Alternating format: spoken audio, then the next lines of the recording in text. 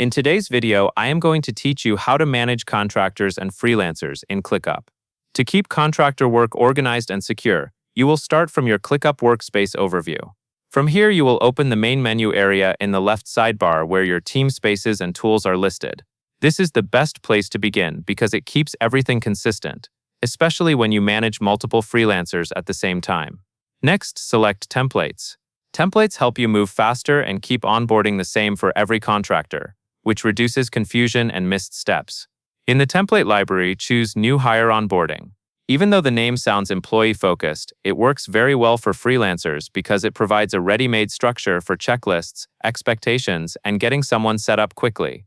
After selecting New Hire Onboarding, click Use Template. Then confirm again by clicking Use Template one more time. This applies the template into your workspace, so you can immediately start using the lists and views it includes, instead of building everything from scratch. Once the template is added, open the New Hire Checklist list.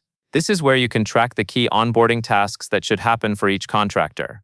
A helpful tip is to keep tasks specific and actionable, like requesting required documents, sharing brand guidelines, or confirming tool access, so nothing is left vague. Now switch to Progress Board, and then select the board view.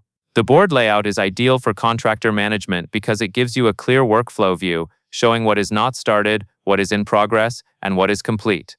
This makes it easier to monitor multiple people without digging through individual task lists. From the board, open the Options menu for the list, then go to Sharing and Permissions. This is an important part of managing freelancers safely. In the Permissions area, select the option to make the list private. Making it private helps ensure that only the right people can see the work inside, which is especially important when you are working with external contractors.